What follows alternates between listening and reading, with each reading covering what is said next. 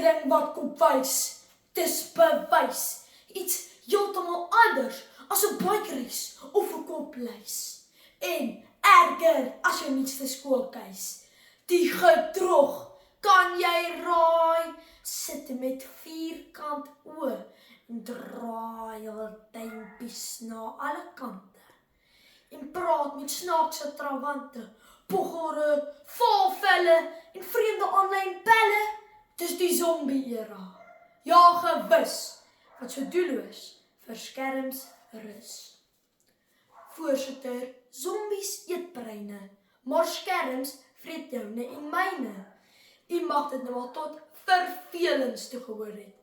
Die krisis rondom skermtyd vir kinders. Maar ek voel 'n verandering in die lug, asof die aarde wankel op sy as. Die tegno-revolusie het aangebreek teen hierdie saak van epidermiese proporsies. Ouers, skole en lande is besig om 'n man te staan teen hierdie wettelose zombie-pandemie.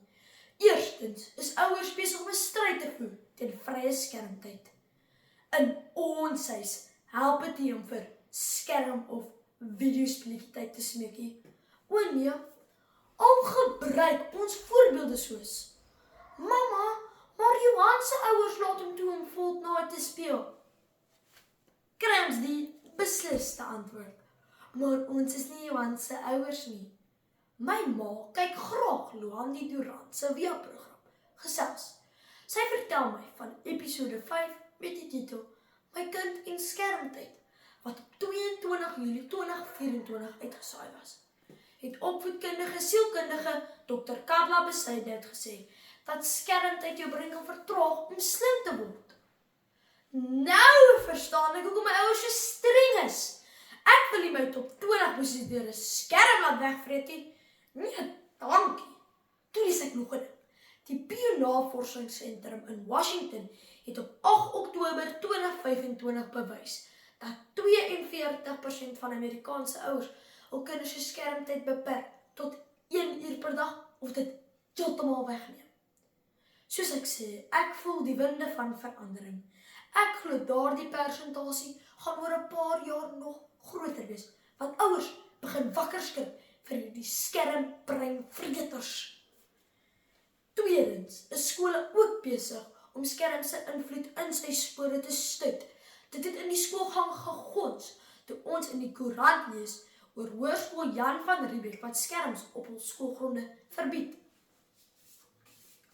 Volgens 'n artikel in die Onze Jan, Hoërskool Jan van Riebeeck se skoolkoerant, noem die skoolhoof, meneer Rademeier, dat selfone kinders se aandag tydens lesse gesteer het.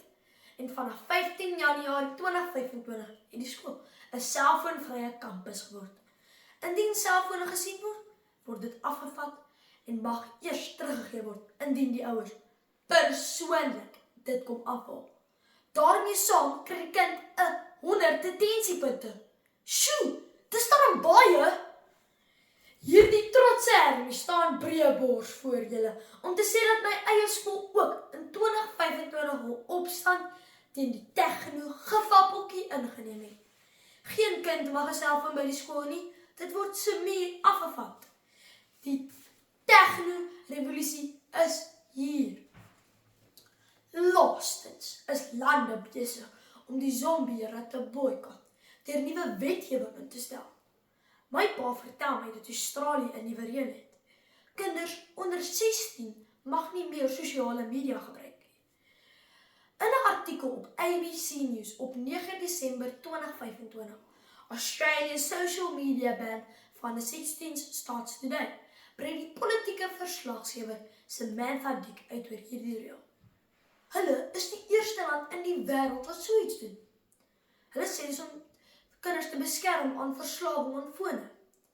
Indien platforms soos TikTok kinders onder 16 toelaat op die toepassing, kan hulle 'n boete kry van tot $50 miljoen.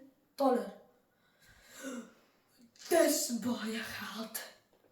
Wel gedaan aan Australië, wat die pionierland is in die tegno-revolusie. Hoopelik is Suid-Afrika kort op 'n lake. Ek sê weer, met volle oortuiging, die tegno-revolusie is hier. Dit gaan binnekort weer normaal wees vir kaalvoetknapies met stof tussen die tone by die huishoud te kom. Terwyl die stof op die Xbox opgaar. Dit omdat ouers, skole en lande is besig om weerstand te bied teen hierdie moderne breinverdrukkers. Dames en here, nie alle revolusies word luidkeels aangekondig nie. Soms begin dit net deur die skerm af te skakel.